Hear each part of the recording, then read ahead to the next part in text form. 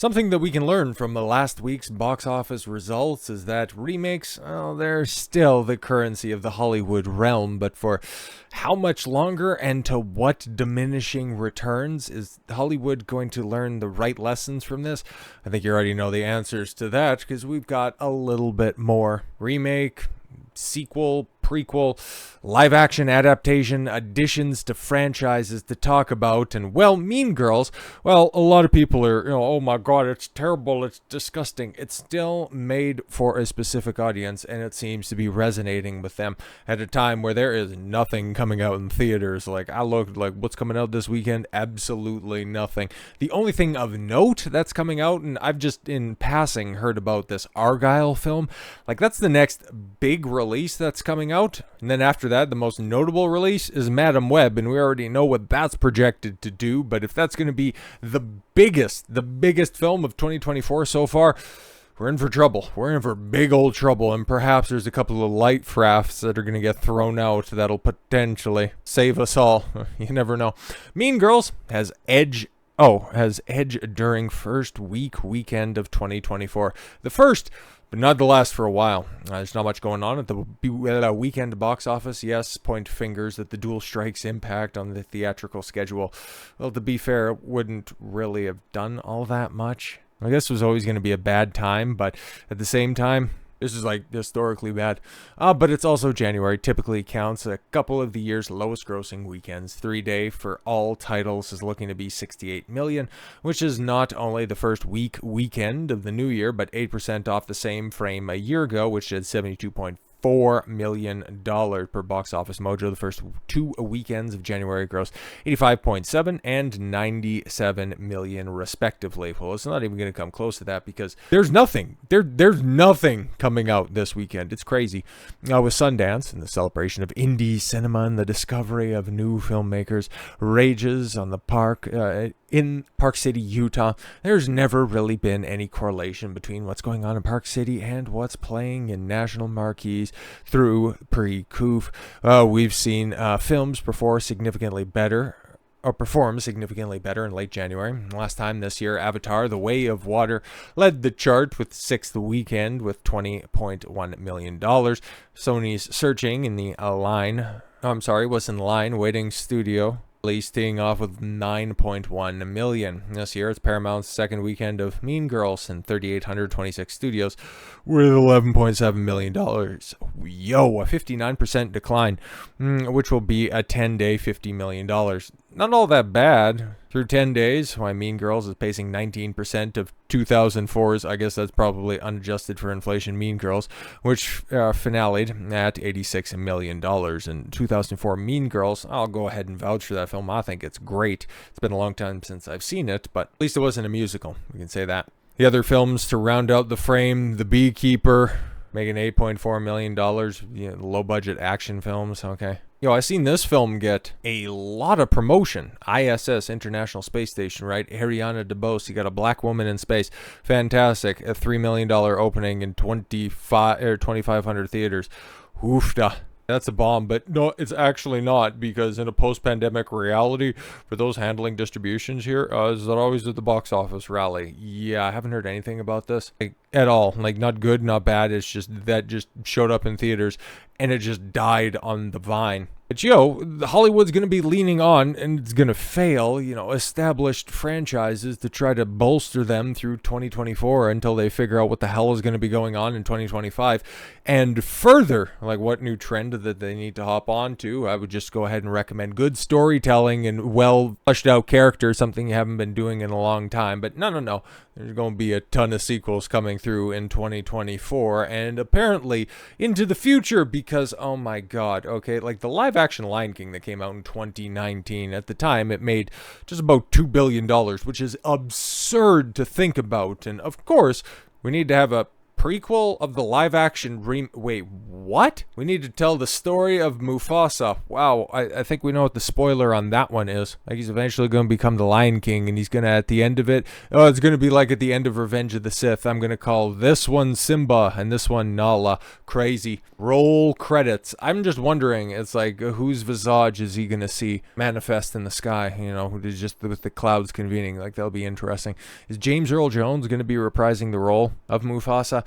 Yeah, I kind of doubt it. It's like, I'm not going to see this film, and now I have even more incentive not to see this film. But we have a plot leak. Let's see if this can go ahead and stoke any interest in the film. After a terrible flood separates the young lion Mufasa from his parents, his life is saved from another lion cub named Taka. Is Taka a girl? I'm gonna guess so. Mufasa and Taka grow up like brothers. Oh, it's a brother story. Interesting. But years later, yeah, Taka's gonna become Scar. Is that what we're gonna learn here? But years later, when the lions are almost grown up, another group of dangerous lions threatens the existence of them, and Mufasa and Taka have to flee together. There they encounter both new allies and many dangers, and their loyalty to each other is also put to the test, because which of them is really destined to rule as the Lion King, and at what price? Yeah, that's a problem. That's a big problem. It comes to prequels, especially for two characters that you know are very much important to the original source material, and you know how their stories do go forward. That's kind of funny because I just recently did a video on Reacher, and why that show is so successful and taking over Amazon Prime is because the good guys are inexorably good and the bad guys are inexorably bad. Like, you don't have these morally gray characters and you got to get weighed down with all of that nonsense, recharacterizing, and no, he's not actually bad, he's just misunderstood. And that's what they're trying to do with Scar, who ended up betraying his brother at the end and then blaming it on his nephew. So by the end of this Mufasa the Lion King story, we're gonna have Disney trying to tell us that Scar isn't a bad guy after all. It isn't Jeremy Irons trying to overthrow his brother's pride and banish his nephew so that he can rule with an iron fist. No, you just don't understand. Mufasa didn't pay enough attention to him as a boy. It's really sad. Oh my god, this is going to make none of the money. But at least, like, it's not that original of a story, but there is a potentiality that it could be good. I doubt it, but it always is there, okay? And here we have, what, the fourth attempt at a Jurassic World film? Maybe they can finally make one that's good, but let's be completely honest. So, with this new announcement that there's going to be a new Jurassic World film, oh, great. There's now more Jurassic World films than the original Jurassic Park films, and there's still only one good Jurassic Park film. Like, what the hell is actually going on? Like, yo, Hollywood, tell me that you're out of ideas without having to tell me that you're out of ideas. Hey, there's another Jurassic World film coming out. Oh, God. New movie in acclaimed franchise. Acclaimed franchise, or just kind of derided and looked at kind of like, wow, you guys are really going down the path of, like, you know, the Nightmare on Elm Street, Friday the 13th route, where now we're getting into the 7th iteration. Last one had murder hornets. Guys, this isn't about dinosaurs anymore. Hell, it's barely about making sense. It's set to roar back into cinemas with Jurassic Park screenwriter David Cope back on board. Okay, well, that is a little bit better news, I guess, after 2022's Dominion was savaged by critics. Yeah, it was really stupid, and nobody speaks well of that film.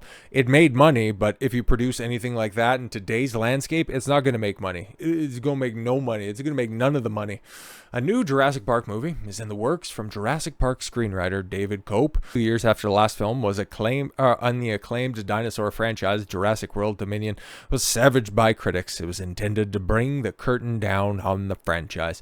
Universal Pictures is developing a new film with Cope, 60, writing the new screenplay. Cope adapted the original 1993 film Jurassic Park and its 1997 sequel, The Lost World Jurassic Park, which wasn't that bad. It's not great by any means, but I love the first one. But here's something, man. Like, you can bring back the screenwriter, but Steven Spielberg, peak Steven Spielberg, isn't going to be directing this, okay? But yeah, it came from the mind of Michael Crichton. So again, an adaptation made good. That is, that's in a Hollywood that it ain't here no more, bro. However, he did not return for Jurassic Park 3, or the new franchise films, Jurassic World, Fallen Kingdom, and Dominion. Oh my god. Hollywood Reporter reveals that the film's script is in a well-liked shape. What the fuck does that mean? And the studio speculated that it may have a 2025 release date. This is just the announcement that, yep, we're working on something.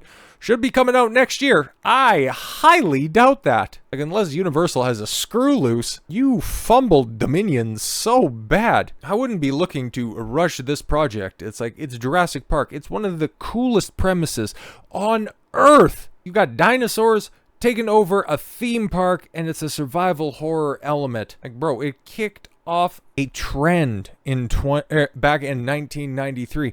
Hell, there's a professional sports team that got named after the coolest aspects of that film. And since then, what have you done? Put out an sequel and 4 absolute stinkers over the top of that. But, oh, Jurassic World made $1 billion. Yeah, and so did a bunch of Disney live-action remakes. How many people still talk about those in a glowing light? There's no director on board of the film currently, but Jurassic World trilogy producer Frank Marshall will produce one again alongside, Patrick Crowley. Okay, take that for whatever you will. Jurassic Park and the Lost World director Steven Spielberg will executive produce via his Amblin Entertainment banner, so his production company is going to be attached to it. He's not going to have anything to do with it. Good stuff.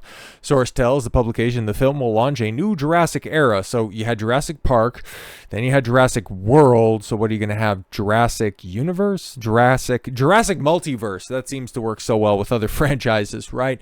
The original Jurassic Park movies featured, yes, Sam Neill, Laura Dern, Jeff Goldblum, and the Jurassic World trilogy starred Chris Pratt and Bryce Dallas Howard. Well, you could probably bring back Chris Pratt. He seems to be a fairly reliable hand, but some of the more recent comments that Sam Neill was making about the Hollywood industry in general, yeah, I don't think he'd be clamoring for a comeback, because I think he was a part of Dominion for whatever that was worth. And oh my god, man, just like come up with some new ideas. Okay, just please, for the love of God, your over-reliance on other people's work is what has led you down this path, is what ended up creating the absolute entertainment wasteland that we are wading through right now and have for the past few years as well. Mufasa ain't gonna do a goddamn thing at theaters. Jurassic World Part 4, we've seen what happens when you bring back some of the original people that worked on the first couple successful entries into a franchise. Take a look at what happened to Terminator with Genesis and Dark Fate. It isn't always a winning formula. But hey, there's another side of my brain that also wants to cheer this stuff on as somebody who is just an accelerationist at heart. And the quicker that we can see the demise of modern Hollywood, the quicker we can see the entertainment phoenix rise from whatever ashes are left over. Please don't, piss on the ashes on the way out. So with all that said, thank you all very much for the gift of your time. I've been Don Consuelo. I want you to follow your gut and get after it. Take care, everyone.